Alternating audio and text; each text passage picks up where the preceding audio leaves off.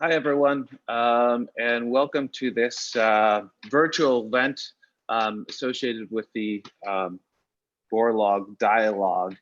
And we'd like to all welcome all the participants into this excellent event hosted by the Consortium for Innovation in Post-Harvest Loss and Food Waste Reduction.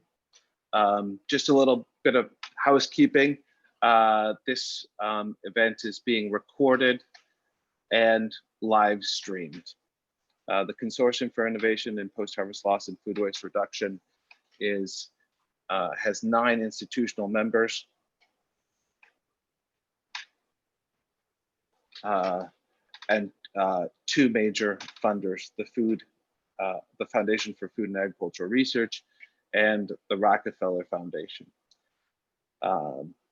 Without further ado, I'd like to introduce Dirk Meyer, the Consortium's director. Thank you, Kyle, for getting us started here today. I want to send you greetings from Iowa, the home of the World Food Prize. I hope you too had the opportunity to watch the 2020 Laureate Award Ceremony that just concluded. You know, what an inspirational example Dr. Ratan Lal is and the global impact he has had. And we too congratulate him with all respect and the tremendous work and the deserving award that he has received. We thank you all for joining us for this webinar side event of the Borlaug Dialogue on the topic of investments in innovation, research to reduce post-harvest loss and deliver healthy food. This is a key focus of the Consortium for Innovation in Post-Harvest Loss and Food Waste Reduction.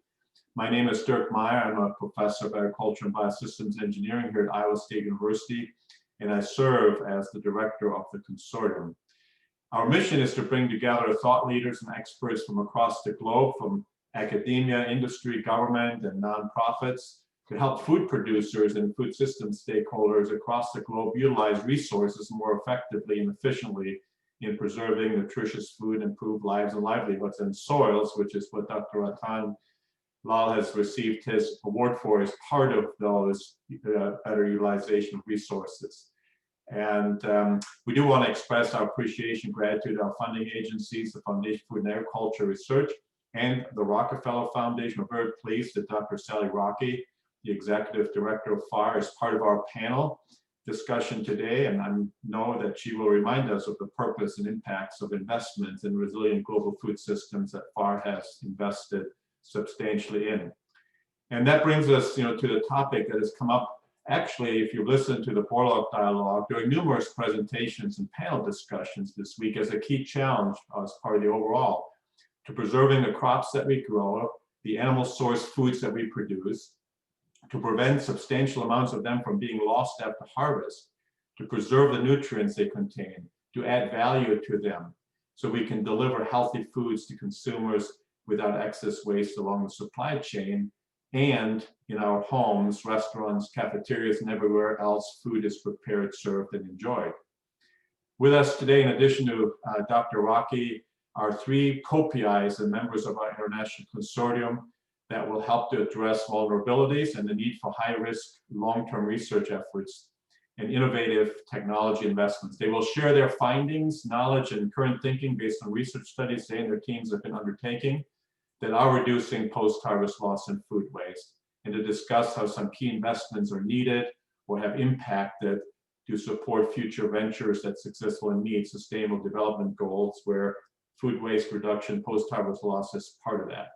To learn more about the background of each of our panelists, we won't take time here this morning. You can visit our consortium website at www.reducephl.com.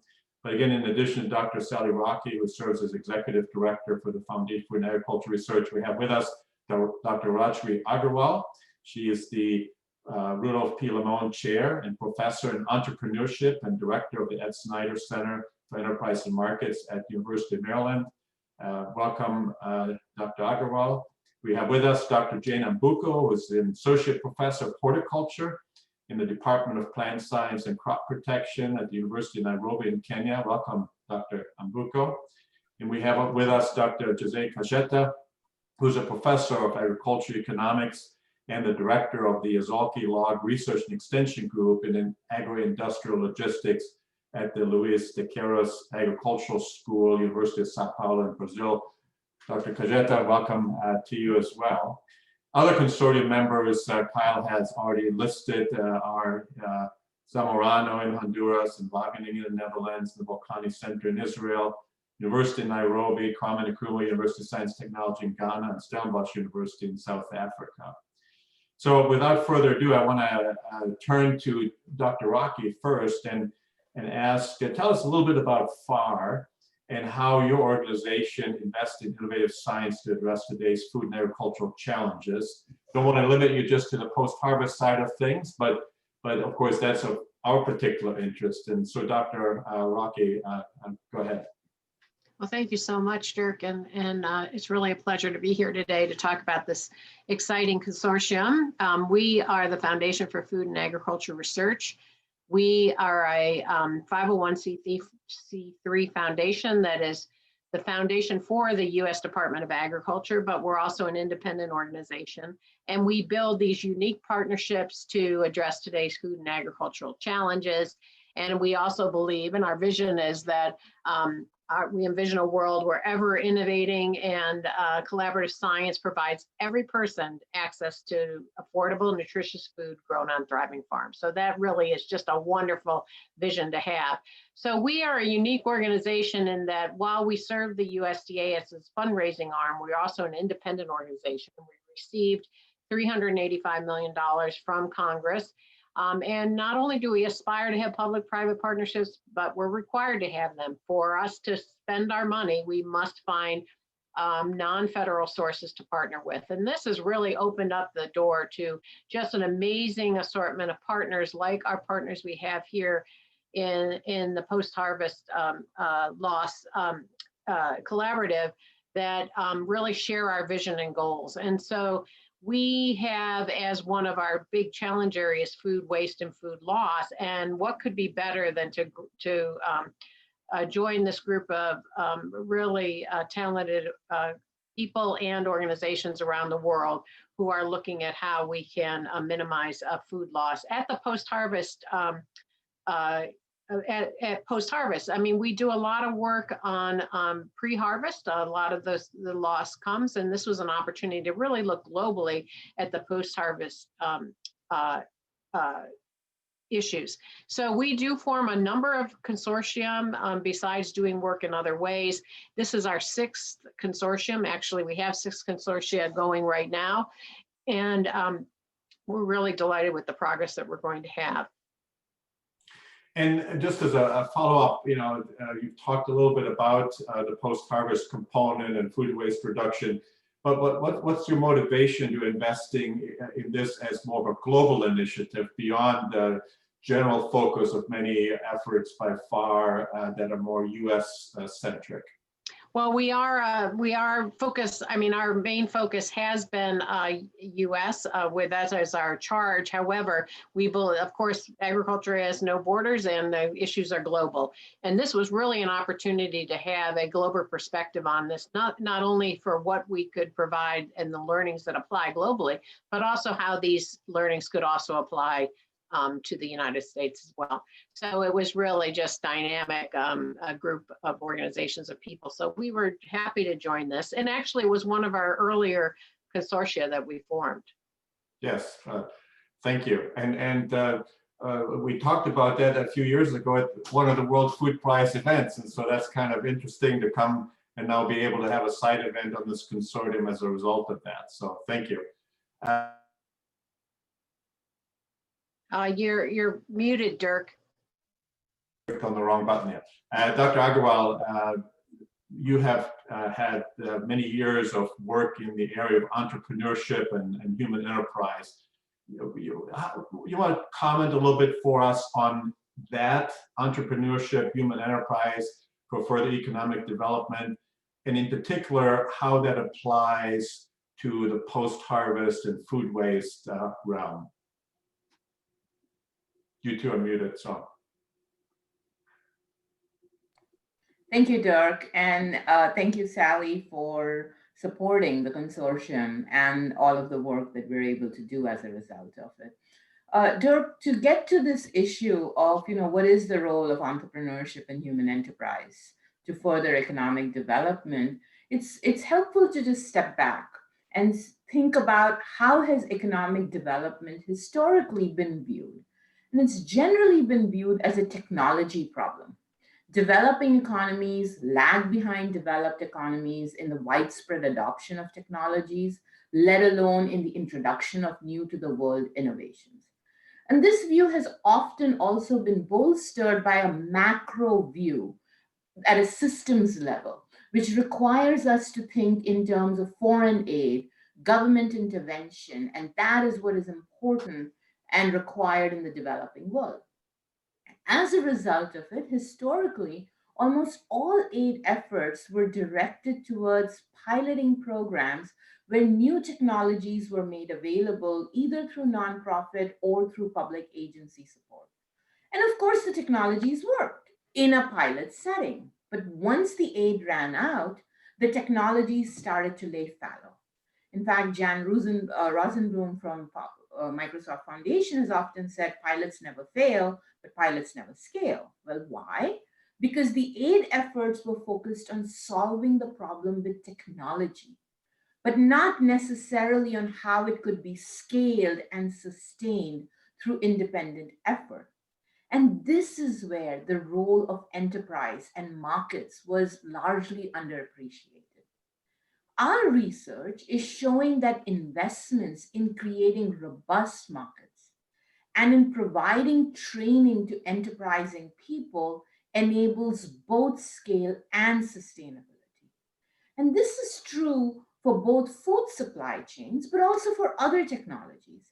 And so I'm going to illustrate this with just using two examples, and one very deliberately in the non-food sector to show how the principle itself is universal for all developing economy issues. So post-harvest storage systems are, of course, critical to preventing loss. And there have been several technologies that are age-old in developed economies. Yet, even when they were introduced in many developing country setups, they failed to scale. But we can learn a lot from two recent efforts, one by the Swiss Development Corporation in Honduras, and also by the Gates Foundation in Africa, as they experimented with introducing new technology. However, the focus here in both cases was not on the technology per se, but on the human enterprise.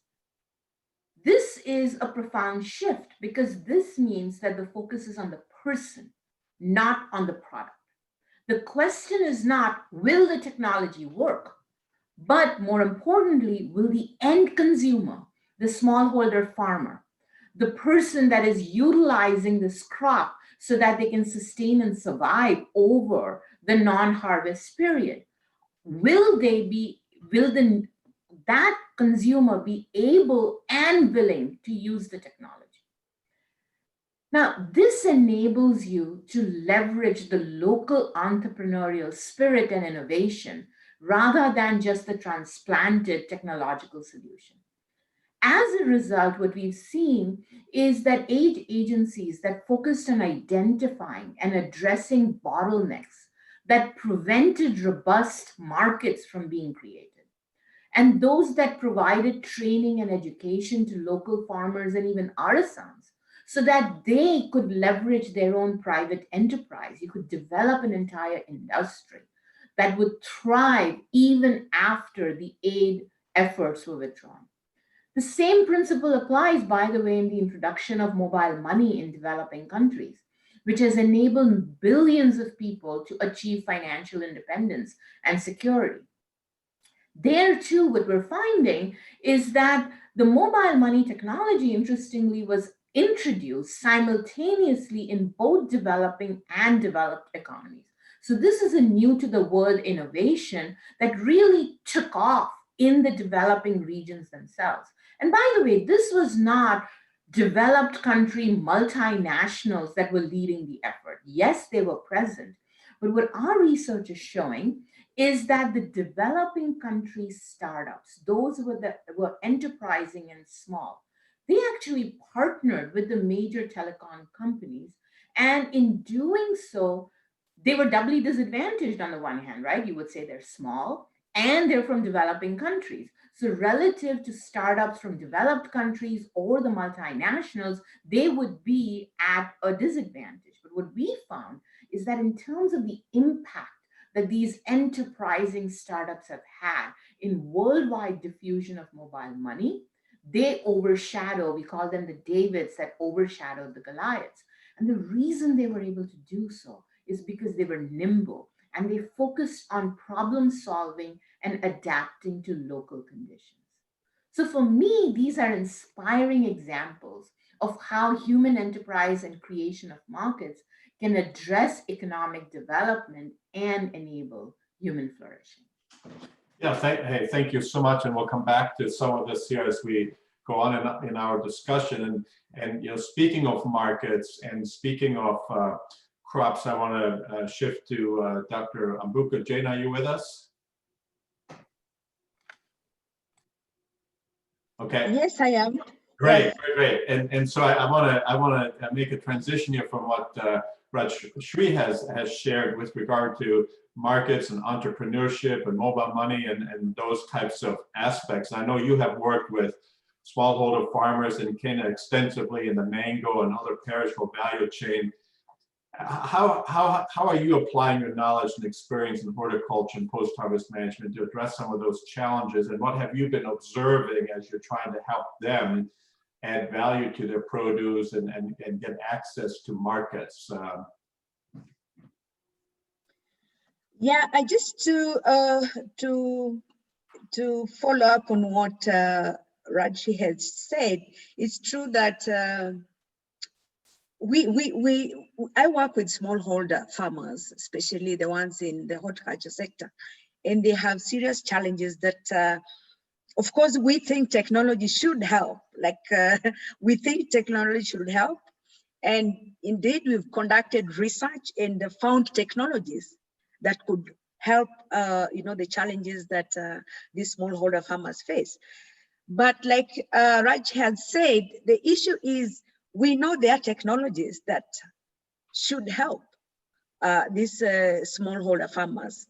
But then the question is, how do we get these technologies to the farmers and get them and let the farmers also know that, in fact, if they were to adopt or apply these technologies, then it would address some of the challenges. So in horticulture, we know that we focus a lot on improving production. Yeah, we've encouraged our farmers to use good seed, to use fertilizer, and to produce, to increase productivity, yield and quality. But then the smallholder farmers, when they have produced, they are almost at the mercies of the traders. So the question then becomes, how do we have this? Okay, they can produce. And I always say that, we make no mistake about this, that our smallholder farmers can produce. If they know that they'll get a market, they will produce. But then the challenge they have is that after they have produced, sometimes you find that, the farmers, a group of farmers or farmers in a locality are producing the same commodity.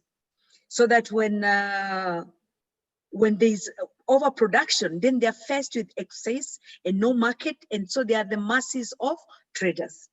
So for us, what we have done, what we're trying to do, having identified applicable technologies, one, to help these farmers access market, to help these farmers add value to their produce, so that then they can not only, ensure that whatever is produced in excess during the season is preserved for longer term use, but also, there's more value from their produce when they process. So over the years at the university, we have done what Raj is saying, conducted research, identified technologies. We've even done the pilots that you're saying, the pilots, they never fail. Indeed, they never fail. But then the question then has been, how do we ensure that what we've done on pilot at the university or in research stations benefits the farmers? So with support from the Rockefeller Foundation in Kenya, we established smallholder aggregation centers. This was supposed to be, us moving from our research and from our pilots to the farmers to show them, okay, so you have produce. We've worked with mango, we work with vegetables. So you have mangoes, which is seasonal. How can you store them? First of all, as smallholder farmers who really handle very small amounts of produce, how can you, as a group of farmers, pull your, your produce together to help you access market? Yes, because you realize the smallholder farmers in developing countries like Kenya, the volumes of their produce are so small that some of the technologies you're talking about do not make sense for individual farmers to adopt. So what we have tried to do is to help these farmers to work in groups, so that then these technologies that we have researched on at the university, show them. For example, one of the things that is often talked about that is critical for horticultural farmers is cold storage. But you see, individual farmers cannot invest in a cold room because the scale of their operation is too small. So the question is, how do you help them make a case for them to aggregate, to come together in groups so that then they can share technology? Yes, so they can share, if they have a cold room, aggregate their little produce together and then bargain or negotiate with traders for better prices. Okay, so we train these farmers. What we have done is train these farmers on, first of all, what technologies are there that they can use to preserve, to store their produce as a group, and therefore attain the quality, the quantities that is required by traders, so that then they can negotiate with these traders, so to be able to get better prices for their produce.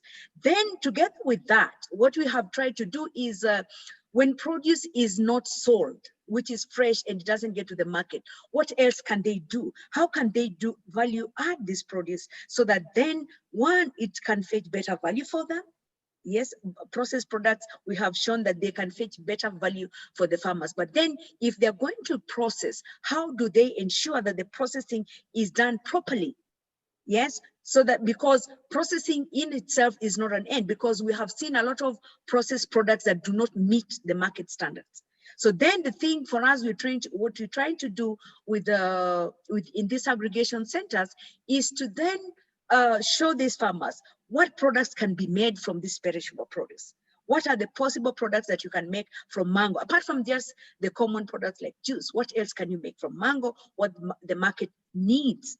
Healthy products, right? So we get to train these farmers. Yes, not just farmers now, we are talking about processors, making them into entrepreneurs to add value to their produce so that they are not stuck with their produce during the season, but they can be able, first of all, if they don't sell the produce fresh to the market, they can add value and access other markets other than the fresh market. So that's what we are trying to do at the university with support from the Rockefeller Foundation. We had some support under the Yieldwise initiative. And then now we have support from the Foundation for Food and Agricultural Research to actually continue to build capacity of horticultural farmers and processors to not only access technologies for storage, technologies to extend the shelf life of produce so that they can extend the marketing period, but also to add value to the excess or the surplus produce so that it can, they can reach other markets. So out of this, right, what we see is, if we get people to do this, then we are not just talking about market access, we're talking about entrepreneurs, people that can actually use technology to make business out of horticulture, and therefore not only reduce post-harvest losses, but also build we're talking about cottage industries in the villages, where young people who have come out of school and they're looking for jobs, instead of looking for jobs, they can actually work in this sector as service providers, provide cold storage as a service, support smallholder farmers in processing. So that's how we are seeing us using technology to, to venture into agribusiness and entrepreneurship.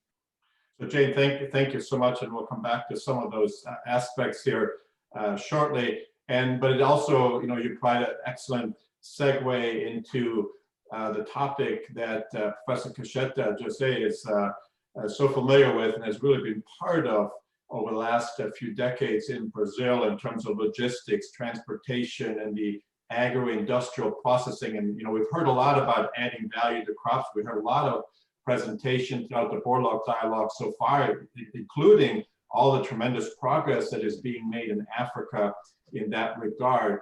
Jose, what are some of your perspectives based on your knowledge and experience in terms of increasing and improving efficiencies and resilience in the global food system? Okay. First of all, I'd like to thank the organization of the event for the invitation. And for sure, I have some bias from my Brazilian experience, but I would say that some examples can be important as a means of defining policies to reduce post-harvest losses and food waste. First of all, it's important to put Brazil in this context. Brazil produces a lot of agricultural products. Last year, more than 240 million tons of grains, basically corn and soybeans. If you put together sugarcane and some other cereals, you can reach easily 1 billion tons. This amount represents, let's say, around 200 billion US dollars.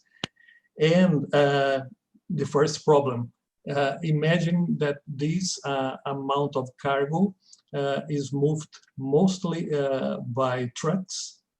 You have a freight account of more than 20 billion US dollars, 10% of the value of the revenue. If you put this in road trips, something around 40 million trips per year using bulk road trailers. So because we have this very clear dependence on the truck, on the road transportation, not much of rail, not much of waterways, we are facing already a financial loss. Instead of using cheaper transportation modes, we are still relying on road transportation. That's a big problem. And this type of transportation, together to the lack of proper storage, this can imply a very high level of physical losses in the country, absolute and relative terms. In view of that, a lot of investments have been done towards post-harvest infrastructure, especially in food storage and food marketing. And those investments can have a great impact in terms of reduction of post-harvest losses. At the university, we work with mathematical models to help this type of issue. And for instance, we work and develop normative models based on the operations research theory. And under a normative model, like a programming model, you have to impose some type of behavior. And that's the thing that we confirm. It's very hard in a model like that to impose that the post-harvest losses have to be reduced. Okay, from now on, you can have maximum 2% of physical losses. It's not that easy. So reduction of post-harvest losses cannot be the objective function of a model such as that. But on the other hand, post-harvest losses are very important constraints for this type of a mathematical model. And in most of the cases, those constraints are binding. So that's the general view and the way that the university can play a role with that.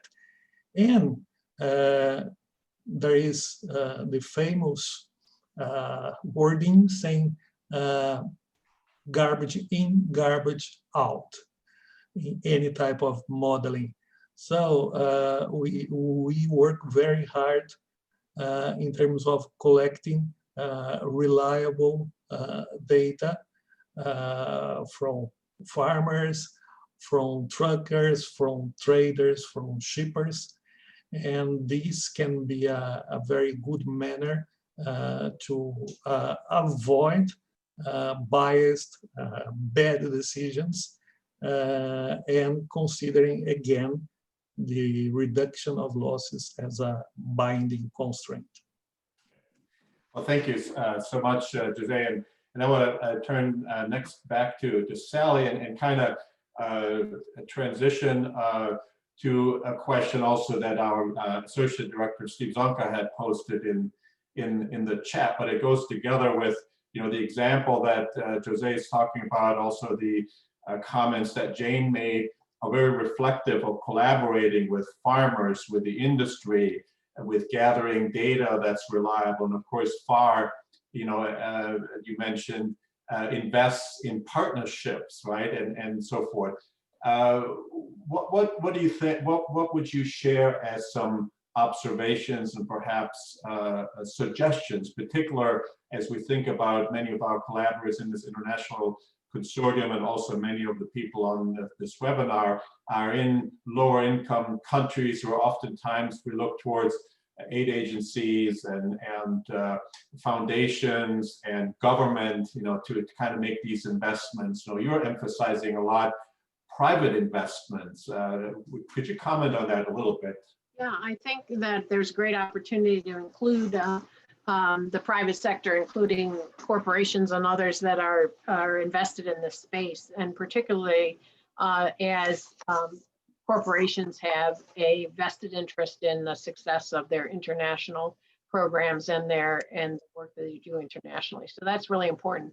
I would say one of the issues is, I think one of the strategies is you decide on what issues you're trying to find, and then you have the partners that come together to try to do it with you. And in this case, in our consortium here, we are primarily talking about academic institutions. One of the most important aspects of any collaboration where you're working with real world problems is to engage the farmers from the very beginning of the concept and what we call co-create the programs together. So if you can have farmers in the mix to try to figure out what are the priorities for the program from the very onset, then you usually do better. Because we form public-private partnerships, we're generally at the further end of the application. By having your partners right there at the table, you assure that the outcome of whatever research or programs you're supporting is applied as quickly as possible. But I just want to stress the importance of having the stakeholders at the table in the creation of the programs. That is of ultimate importance. We do that with all of our programs. We have them in at the beginning there's a co-decision making, there's co-creation, and then the outcomes and the success of the program are all shared together, as well as if there's failures, but if there's success, you're all sharing in that success. So I can't emphasize enough to bring the partners together that have the same shared goals, but make sure that you have the agriculture community right at the table in co-creation. Thank you, Sally. That is very helpful. And Rajiri, kind of coming back to you here, and also, you have some tremendous examples as to where you have worked with stakeholders, and even as you move forward with your team, you're bringing together a project going forward in Tanzania. I don't know whether you want to comment on that, but I think it's also reflective of the topics that we're talking about.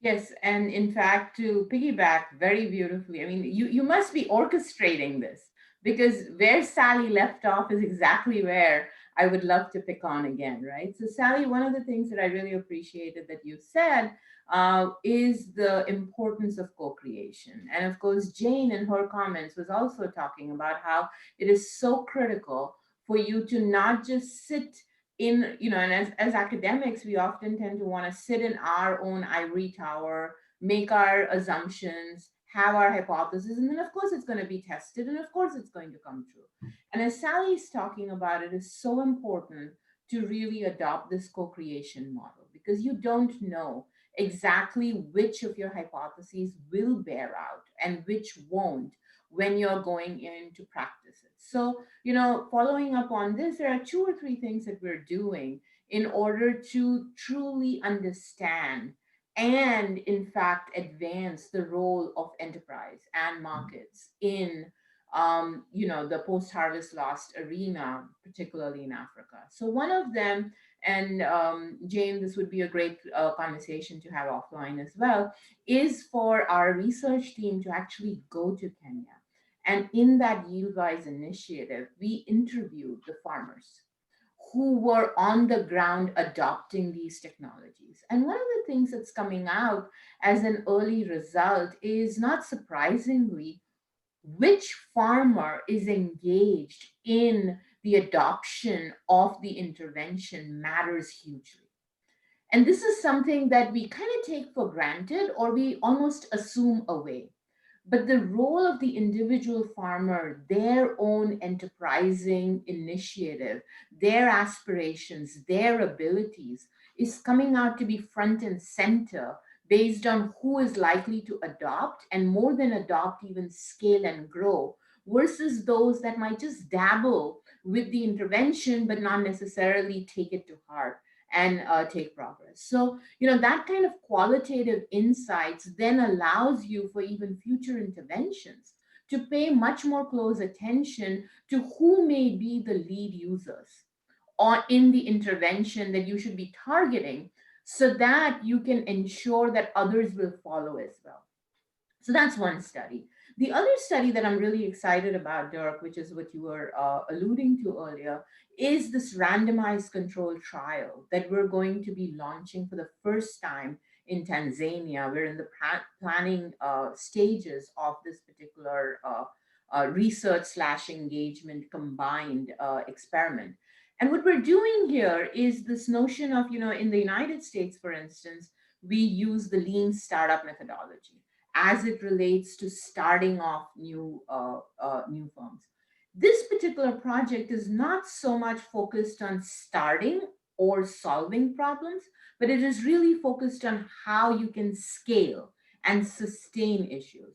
So even after you have shown minimum viability, you need to still now focus on how you're going to grow. So to Jane's comment, each of these smallholder farmers or small agribusiness enterprises may have such a small scale that most of these technologies may not necessarily work with them. But what we're looking at is, what are the decision making under this uncertain environments that these small and medium level enterprises are faced with. This is not routine, should I, kind of mathematical modeling type of a thing. This is seriously, I mean, should I go for the local market? Should I go for the intermediate market? If I use this technology, who are the people I should be hiring? What would be the choices? So here the entrepreneurial training is really about giving them the scientific method. Now, lest you think that a scientific method requires PhDs and, high-level education, that's not what we're talking about. Scientific method is really about asking the why. Instead of saying, this is my hypothesis, this is how I'm going to do it, and then I'm going to have so what, these kinds of results. This is asking all of these entrepreneurs to pause and reflect. Why do you think that this option is indeed the best option? And so in addition to doing, we're also encouraging them to start about thinking and reflecting and using this hypothesis approach to test assumptions so that if they do fail, they'll fail fast. And most likely, they're going to actually fail less often. This is a research enterprise which includes agricultural economists, entrepreneurship and strategy scholars, and of course, we're going to be co-creating with the farmers and the small enterprises as we're going along solving these problems. Researchers from Maryland, from Illinois, from Bocconi University in Italy, from Sokoina University in Tanzania, we're all involved in what Sally is calling this co-creation model, where we don't assume to know the answers, but we're definitely involved in creating frameworks to help solve problems.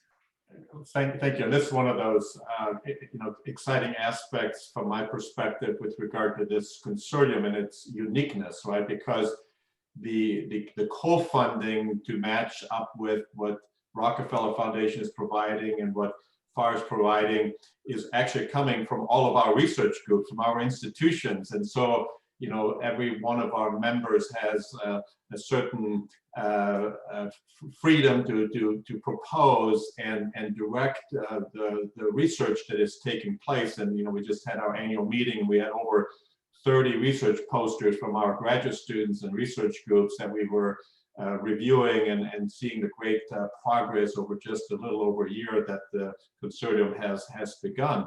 And it is a multidisciplinary group. I see a lot of people here on a number of participants in the webinar are names of those that are part of the various research groups. And so I want to come back to Jane along those lines and say, hey, you're a horticulturalist, right? But you're talking about processing, you're talking about entrepreneurship, you're talking about training. How do you, as a horticulturalist, who do you need to bring together in order to make that happen? With the training and the entrepreneurship, and what are some lessons learned, perhaps, that others can benefit from your experience of what you have done, what you've accomplished, and what you're working on as part of your research at Nairobi University? Okay, so I like the idea of co-creation as it has been voiced by Sally and Raji, that it's a word that we have embraced as a team, because like I said, usually we work in our ivory towers with our thinking that this is what farmers need. But what we've done, for myself, I'm a horticulturist, but working with farmers, I realized what they need. For example, we're trying to introduce low-cost cold storage, like using evaporative cooling technologies. I'm a horticulturist. I have no knowledge of how to. I just know we have evaporative cooling technologies, but how to create them or how to build it is not the work of a horticulturist. I need an agriculture engineer. So my team has, this diverse expertise. So far at the University of Nairobi, what we've done as part of us reaching out and co-creating products for farmers and processors is, one, we have established a small scale processing hub, or rather a food processing hub at the University of Nairobi. Now, like Dirk, you've said, food processing is food science. So my team also has food scientists. So what we have done in the spirit of reaching out to processors and co-creating with them what they want, because we can create anything. We are researchers. We are food science. My team has food scientists. They can create all kinds of products from all kinds of raw materials. So what we have done is we are operating as a hub with experts in food science, experts in ag engineering, and myself in horticulture. We even have economists in my team. So what we've done at the hub is we get the people who would be, we call it the spokes, the people who would benefit from training in processing, that they would apply the training to become entrepreneurs or users of the knowledge that they have gained. So we identified potential processors in the field or private sector. And the purpose of the hub that we have at the University of Nairobi is to work with these users or potential processors, and they tell us what products have they seen. For example, we are working with a group of farmers that is trying to reach the market with the diverse mango products. So they have challenges of the products meeting the market standards. So what we do as a research institution is to help them optimize processing of the products that they want, that the market wants, so that that product meets the requirements of the market. So that is a way of, like, we just before the COVID struck, we worked with these farmers with processors to train them to make like up to 8 products from mango. And the purpose for us is to expose them to what is possible. What can you make from mango? So that from there, they can pick, let's say, one of the products that that caught most of the trainees' attention was mango wine. Nobody knew that you can make such a perfect wine from mango. So some of them now are coming back to us, okay, now we want to, to specialize. We want to, to delve deeper in making mango wine. That is a process. So that's how we come in to help the potential entrepreneurs, or the already entrepreneurs who want to refine and perfect what they're already doing to make it better and create a product that has the right qualities for the market, or a product they've identified the market. They're saying, what, can you help us make this product? The market is there, but we don't know how to. So us as the hub or as the research and development institution, we help them to create that product. So that is our vision, to create entrepreneurs out of the hub. Then on top of that, I mentioned we also have a unit where we are training, we vision to train entrepreneurs in technology for storage.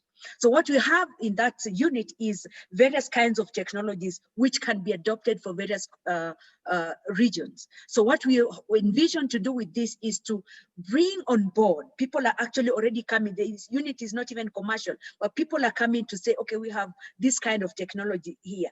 How can I make this for a group of farmers in this place? So for us, what we want to do as a training institution is to train people who can actually create this technology, so that people in the villages or the users of this technology can then have access to it. So that is a way of not us now going to do everything in the field, but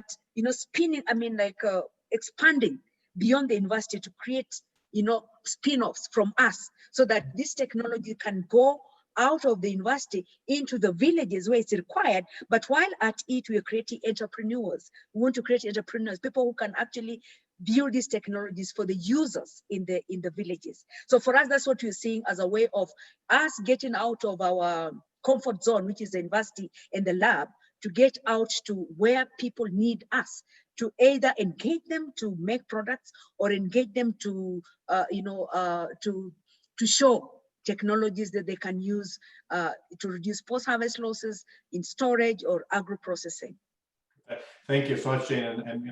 And part of all of that, of course, is involvement of students and training of students, including our graduate students that work in the various groups, which of course results in additional experts that hopefully can be hired by industry, the private sector, and others to take these experiences and technologies and practices forward. And then, of course, not just the interdisciplinary nature as you described, but also we have a number of the consortium members that are collaborating across countries on the various projects. And kind of coming back, Jose, to you, obviously in Brazil, the private sector, in particular farmers, soybean farmers, heavily invested into research and into technology and and into the efforts such as the ones that you are involved in.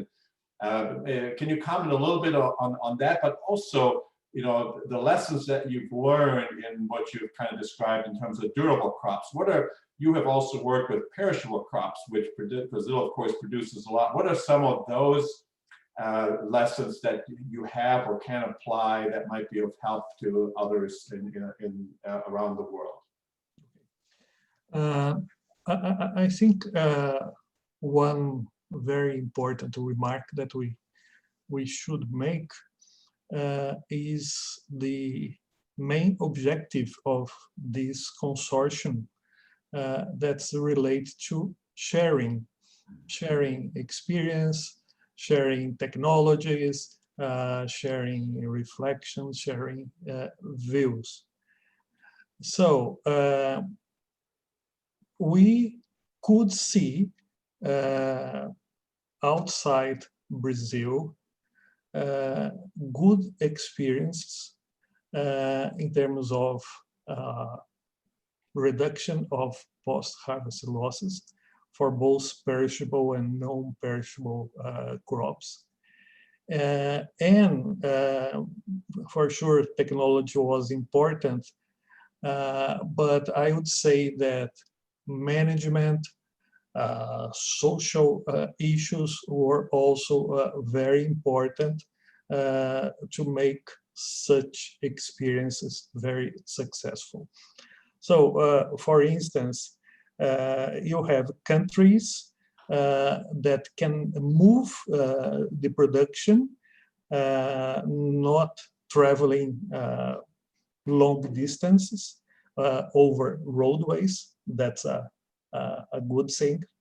And with the harvest of both perishable and non-perishable crops being stored on site in the farm, using silos owned by the farmers themselves. For sure, that's not the situation in Brazil, and a lot of investments in infrastructure are being done to make this experience also more frequent in the country. And talking about social problems, just making a drawing from the Brazilian experience, you have at least two very important players, namely the farmer and the trucker. And normally, the trucker is not a very well-educated person. Normally, the farmer is a small-scale type of farmer. So, what would be the investments to make this trucker, I don't know, more educated? What would be the investments to give incentive to this farmer to become, I don't know, an owner of a bigger piece of land, and so on. And we believe that this for sure could help the reduction of food losses in both transportation and storage facilities. Those players could get proper information, and who knows if the government could help as well in a more assertive manner, designing, for instance, a kind of crop loss insurance that could be actively promoted and used by the community as a whole. Yeah, I think those are all excellent points. And I think you also, a point that I think is worth emphasizing is so often we think of Brazil in terms of large-scale farming based on the images, you know, that are projecting. And of course, you do that and you have gained tremendous production capacities. But Brazil also has many, many smallholder farmers, right? And this is one of the interesting things that we find for the consortium, is that lessons learned of smallholder farmers in Brazil, how are they applicable to smallholder farmers, perhaps, for example, on the continent. And the other point that keeps coming up here too is the technologies and the interventions and so forth. And I'm noting that in the chat function, Lisa Kitonoja, I'm sorry, I butchered your last name there, but she's the president of Post-Harvest Education Foundation, shared with us a link to a recent publication that she and a larger team have done. And we have looked at that report, and it's a really tremendous publication that really is a scoping review of interventions for crop post-harvest loss reduction, specifically in sub-Saharan Africa and South Asia. And it is in Nature Sustainability. It just came out in time for this week, and I definitely highly recommend that. And so, that also is very reflective of the literature, and those of you that are asking questions in the chat and in the QA about, what works in certain parts, this particular paper is a great resource. And I know, Jose, and you and your team also have worked on a post-harvest loss database, and you'll soon share more about that. But is there any observations from what you have seen in that particular review that you and your team have done that you might want to highlight briefly here for us? Yeah, that's a very hard type of work. We have reviewed more than 3,000 scientific articles related to post-harvest activities. And I would say that 90% of those articles describe the use of some type of technology. That's important. That's remarkable. But the articles that focus on social problems, educational measures related to post-harvest situations, they are not many. Mm-hmm. And Sally, I want to just come back to you in another question or comment that's generally brought up is regarding the policies. And our consortium is not about policies; it is about the science, it is about technology, it's about entrepreneurship, and so on and so on. But you also have, of course, been many years of experience in that field, and from FAR's perspective and the projects that you're supporting, including, of course, our consortium, what perspective or thoughts do you have when it comes to policies? How can some of these research findings inform policy, or how should it, and what is the role of scientists like us in that particular aspect? So we, like this consortium, we don't engage directly in policy development, but the most critical issue for any policy development is having it science-based.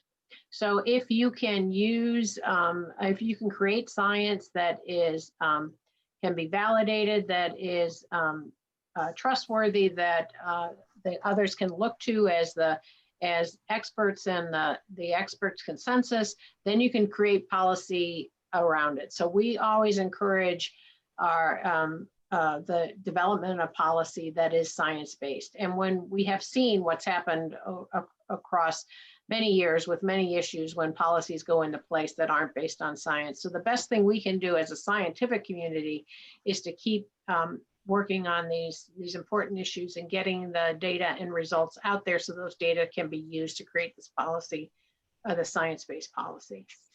Okay, thank you, Sally. I appreciate it very much. And we're kind of coming already to the end of our hour, and we appreciate really all the comments that have been shared and the dynamic of the conversation that's been going back and forth. I just want to take just one final round here. Rajvi, any final comments that you want to share? Well, really, for me, let me be very honest here. I started off leaving India, coming into the United States. And for most of my scholarship, I have focused on developed economies and technology innovation and adoption across multiple different sectors in the United States largely. And The consortium, and I really appreciate the help, Sally, here of FFAR, is providing me the important learning opportunity and creating new science, Sally, about, what does it take, rather than making the assumptions that either entrepreneurial energy is lacking or the systems are lacking. In fact, one of the things that I'm finding through this new research that we're doing is that resilience, entrepreneurial spirit, can-do attitude, grit, and determination is in spades in the developing economies. And for me personally, it's been a very inspiring journey to be part of efforts that truly make a noticeable impact in areas where we most need it. And it's truly inspiring, and I'm learning a lot from engaging with the entrepreneurial people that I'm meeting there. Well, thank you so much, and for being part of this panel. Jane, do you have any final comments that you'd like to share with us? Yeah, I think what I'll just say is that I think there's always assumption that we in academia just do research for research's sake. But so I know recently we were told that one of the donors told us they are not funding academia anymore. But then it is important that research is so much part of development that for us, if it were not for the support from the research, from the development partners, like the Rockefeller Foundation and now the Foundation for Food and Agricultural Research, we would not be able to get, because what we know is we have research outputs. We need to get them out there. So there's adaptive research that has to happen, and there's innovation that we have to create to address the issues. So research has to be part of this dialogue, because if we say that now we only want to fund the SMEs in the private sector, then where does it live? Because if it were not for support from research, we would not be talking about the aggregation centers, which are now like learning centers for us in Kenya, where farmers are going and seeing technology in action, and from there picking what they can for their use. So we still have to appeal to the development partners to put in more resources. I know our government should also, but then we still appeal that we need more adaptive research. There are technologies there that we need to do adaptive research so that we bring them to scale. There are new innovations we need to research into. So we are in for the long haul, and we need support to continue this journey. Thank you. Thank you. And the word co-creation, I think, is a very important aspect in all of that as well. And Jose, any final words from you? Yes, I would say that we have the job of getting the information very quickly, and we can do this using the public actors and the private actors in a very integrated manner, and this could consolidate again reliable data for good decision making. Thank you. And Sally, thanks so much again for your vision in seeing post-harvest loss reduction, food waste reduction as an important topic, and putting funding behind it in this creative manner. You have any final thoughts? Well, I'd just like to say, really it was an honor to support this consortium, because it's an example of how far it envisions funding science that's really going to make a difference. And we love the idea that we are on the ground, boots on the ground, working with farmers to solve issues that are pressing for them. So thanks so much. And we're really looking forward to all the results that emerge from this really dynamite consortium. Well, thank you all of you for your thought-provoking comments, and wish you continued success. We really thank the World Food Prize Foundation, the Borlaug Dialogue, for the opportunity to hold this seminar site event. Again, coming back to the words of Dr. Lalde, 2020 laureate, he emphasizes producing more from less, and we absolutely concur. Our focus is on preserving that more that is being produced from less, so it's not lost and wasted. And that's a very important focus on. I also want to thank our consortium team for organizing this session, Dr. Steve Zonka, our Associate Director, and Nick Appleton from University of Maryland, and Dr. Cassidy McGee and Kyle Perman from Iowa State. And last but not least, I want to thank all of you for participating in this webinar, for your questions and comments, for your interest and commitment to reduce post-harvest loss and food waste. You know, stay in touch, contact us, join us on our website, on our newsletter, and let's continue to work together on preserving nutrients, improving livelihoods, and realizing an efficient food system around the world. And so with that, we're going to sign off, and again, thank you all, and wish you a great day and rest of the week. Bye-bye. Thank you. Bye. Yeah.